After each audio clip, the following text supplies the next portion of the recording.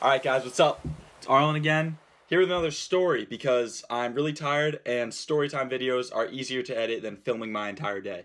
Today's story is going all the way back to before yesterday's story happened. This is going back to spring break of my freshman year. Everyone imagines spring break, like take a flight with all your friends down to Cancun, girls out on the beach volleyball, clubbing, Nicki Minaj is there, the Chainsmokers, you got drones flying around, like I'm Schmacked is there. I didn't do any of that because I didn't have $1,800 to do that. But I had $87 and I had a bunch of friends that were willing to roadie up to Montreal 5 nights in an Airbnb in the middle of one of Canada's greatest cities. Yeah, let's go, boys. Here we go, boys. To introduce the characters, I went with 2 of my good guy friends, Henry and Marcus. Henry was my freshman year roommate first semester, and Marcus actually came into BU second semester. He was kind of like a new addition to the friend group. We didn't really know him that well, but he's a good guy, and we said, you know, come up to our spring break trip. It's gonna be a lot of fun. Then we also went up with my 2 friends, Vic and Abby. We were like friends with them since like day 1 of college, and we were hyped to have them. And also Vic offered to drive, so that was a sick move by her. Benjamins burn the finer things. Damn, that's what you want, then go and get it, baby. Damn. So we're out here with the boys in Canada. Yeah, bro, let me in the Not fucking too car. sure how to work the gas station here, but Henry, slim thick with your cuties. Dude, we're trying to do gas. I might buy you a new bag. No. We get up to Montreal, we roll up to our Airbnb. Here we are at beautiful Oasis Cancun.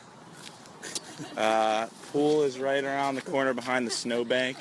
If you looked out our window, you could see like St. Catherine Street, which is like the main strip with all the stores and stuff like that. It's like 5th Ave of New York, but Montreal kind of style. We walk in and the apartment it's not big, okay? We're paying $85 for 5 nights. Not each night, 5 nights total. It's not the Ritz by any means. It's small. There's a kitchen, 1 bedroom, 1 bathroom, and a living room with a couple cots in it. The girls ended up sharing the bedroom, and then Henry, Marcus, and I were stuck to kind of figure out how to sleep on these cots that weren't the best. But luckily, you know, we come to Montreal. We're not going to stay in a little Airbnb all the whole time. First night we get there, we decide to go out. If you don't know a lot about Montreal, it is a French-speaking city. We didn't really anticipate that at all. And, you know, I mentioned that I speak Spanish in an earlier vlog. I speak not a lick of French, and I don't understand any of it. And neither did Henry, Marcus, Abby, or Vic. In terms of, like, transportation and figuring out where to go, we were kind of screwed. We got lost that first night several times. It ended up being alright though. We made it to this dinner place. We get to this restaurant at like 9 o'clock and it was dead. There wasn't a single person in there. So our waitress comes up to the table. We kind of ask her like, what's going on? Where's everybody at? Like, what's good for tonight? She was a young waitress, so we assumed that she kind of knew like what to do. She informs us that Tanashi, you know Tanashi? What's that on that beat? Oh. Give me all that you got now. Make you. Tanashi had a show in Montreal that night, and starting at 12 midnight, she had an after party at this club called Musique. We're like, dope, like we're going to that. That's sick. She's like, yeah, I'll be there too. I'm like, word, like hit me up. We eat dinner, it was pretty good. Then we make our way to Musique. We pull up to this place at 12 o'clock and there's a line down the corner. Apparently this Musique club was like a high-end kind of thing. It wasn't like a college bar. Everyone in line is dressed like very nicely. We pull up to the front of the line and just kind of checking it out. We're like, all right, damn, like this kind of sucks. When the bouncer, or I don't even know if it was the bouncer, it was just some guy on the side. He comes up to us and he's like, hey, you guys want to get in? We're like, yeah. And so he goes, all right, you can come in. $500. You mean like euros? This man told us it was $500 to get into this venue. I did not have that type of money at the time. I mean, come on. Like I said, I spent $80 for the whole trip. I look over at Vic, Abby, and Henry, and they're as paralyzed and shocked as I am. But out of nowhere, Marcus, remember how I said I didn't know Marcus that well? He kind of came up out of nowhere and was like, yo guys, it's on me. We're just like, are you sure about that? We just assumed that he was just like a rich BU kid. We're like, all right, you want to spend $500? Like, let's go. He's like, yeah, fuck it, spring break, let's do it. So the bouncer lets us in. We walk in the door, and we're expecting someone to collect money from us, but there was no one on the other side of the door. We didn't get charged. I'm pretty sure the only reason they asked us if we would pay $500 was to see if we had money. And thank God Marcus would have pulled that move because none of the following would have happened. We get into the club, and it's a sick club. It's like several different rooms. You've got different DJs in each room. We walk into one room. I'm like walking around the bar. The bar was like in the center of the club. I'm getting like elbowed here and there, like back and forth. There's like big, huge guys like elbowing me. We make it around the one bar. We're like, that was kind of weird. We're standing there dancing, and who do we see but our waitress from earlier who told us about the place? And she was all dolled up. She wasn't in her waitress uniform. She comes up to us and is like, hey, what's up, guys? We're like, hey, how's it going? And she informs us that Tanashi is here. She points over to the corner where we were, and I was getting like pushed around. It was like, Tanashi's got all her bodyguards around so that skinny white boys like me don't try to hit on her. So that was funny. Then we're feeling ourselves, we're having a good time. Marcus decides to buy the waitress a shot or two. I look over at the DJ's table. I see none other than PK Subban. If you don't know who PK Subban is, you're probably not a hockey fan. If you do know who he is, this was 2016, so he was still in Montreal on the Canadiens. Funny thing is, we were actually going to see him play the following night. Maybe that's why he got traded. I don't know. Anyway, I'm like, holy shit, that's PK Subban. I gotta go talk to him. So I walk up, I dab him up. I'm like, yo, what's up, PK? What's good? He's like, yo, what's up, man? I'm like, hey, you better put Sagan on his ass tomorrow night. He's like, yeah, I got you, bro. So then he like comes over to our group, Teach Me How to Dougie starts playing, and that's like my song. Baby, like smooth. What? Can you teach me how? Casually teaching PK Subban how to Dougie. So the first night was pretty lit. The next night was the one thing we planned was going to see PK play.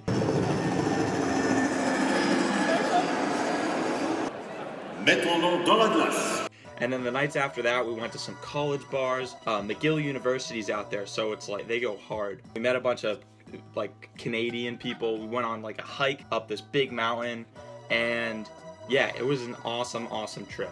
However, as I mentioned before, the Airbnb we were staying in is not a big place. I never really imagined what it would be like kind of sharing a small space with people of the opposite sex. Vic and Abby, by the end of this trip, were fed the up with us. They were sick of us, and I don't know if anything else was going on or if it was something we said, but it kind of turned into like by the end of the trip, they were sort of like pissy at us. The other thing is, it was a joke like among me, Marcus, and Henry, and like even Vic and Abby were involved in it too. We're like, yo, like we're gonna ditch the girls one of these nights and go out to the strip club. But like obviously we were never gonna do that. On the very last night, we are kind of trying to figure out what to do. Our plan was, we're exhausted.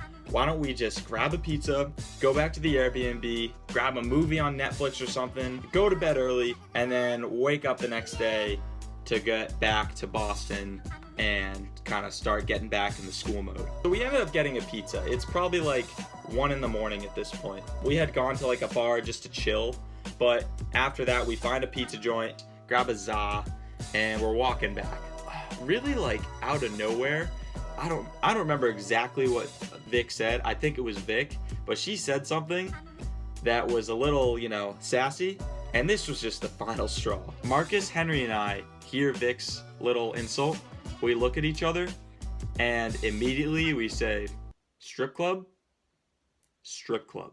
So, at 1 a.m, Marcus, Henry, and I decide to leave Vic and Abby in the middle of the street to go find a strip club. The strip club that we were looking for was not just any strip club. It was this one called Wanda's. My buddy, he'd been to Montreal before, and he told us, like, you've got to go to Wanda's. Finally, the opportunity presented itself, and we're like, we're going full send, dab, and we're going to Wanda's. The only problem is, we have no idea where this place is. Again, we're in a French-speaking country, it's 1 a.m, and have no idea how to navigate. We're walking down St. Catherine Street for a little while. Finally, we find someone who looks like he might know where a strip club is. I go up to him, I'm like, excuse me, sir, could you tell us where Wanda's is? He turns around, takes the bogey out of his mouth, and goes, Wanda's?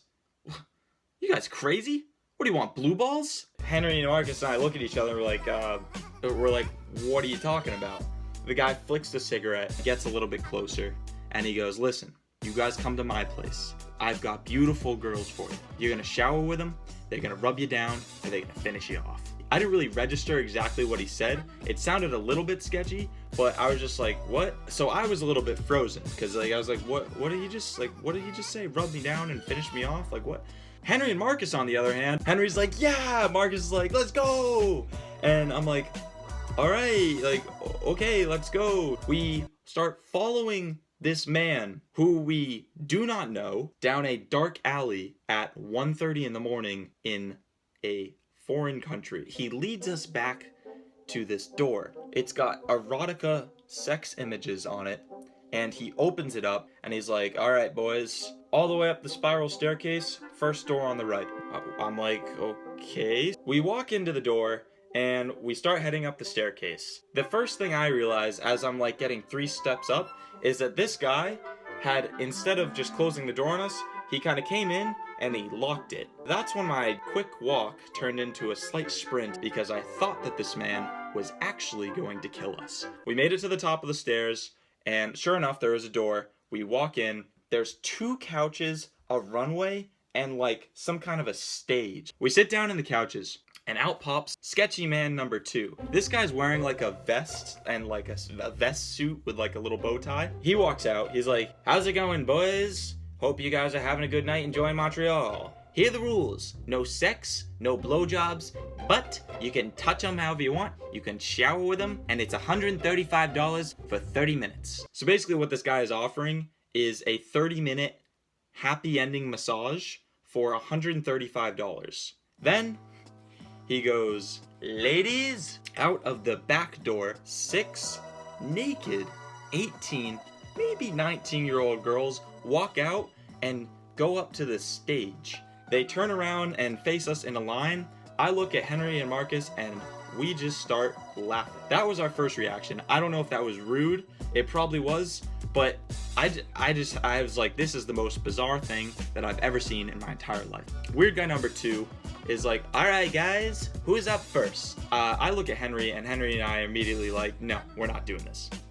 Marcus, on the other hand, a little bit easy to peer pressure. We're like, Marcus, man, last night in Montreal, you got to do it. And he's like, oh, guys, I don't know, man. Like I can't. I've already spent so much money. Like, this is weird, too. And we're like, Marcus, you got to do it. Come on. He's like, I don't know. And then, I kid you the not, all 6 of these naked 18-year-old girls start chanting Marcus's name. Marcus, Marcus, Marcus. So Marcus ends up caving in, and he hands this guy his credit card, pays $135, and we don't see him for the next 30 to 45 minutes. So while Marcus is doing his thing with his new friend, Henry and I had been taken over to the lounge room. There's two guys from Switzerland, some beers on the table, and what looked like some cocaine residue. Some more cocaine in my life. We sit down on the couch, and 30 minutes later, Marcus walks out with his new friend. He goes, guys, this girl's amazing. We're like, yeah, I bet. And he's like, yeah, she's saving up for law school next year. So that's a story. If you haven't subscribed to my channel yet and you like these story times, subscribe and add me on Snapchat. Follow me on Instagram if you want. It's just Arlin Moore. If this video gets 1,000 likes, I promise I'll do another story time that's gonna absolutely blow your mind. 1,000 likes. Can we do that? I don't know. That would be crazy. I think I got like 400 on the one before, but like 1,000, that would be like a milestone. Yeah, so moral of the story, don't talk to guys with cigarettes in the middle of a foreign country looking for a strip club, unless you want to end up with a happy ending.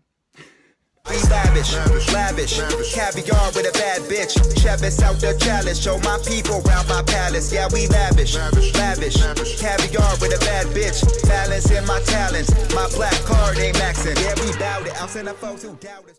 So we made some decisions we probably don't want to talk about, but I think Mark's is gonna have to do a little explaining.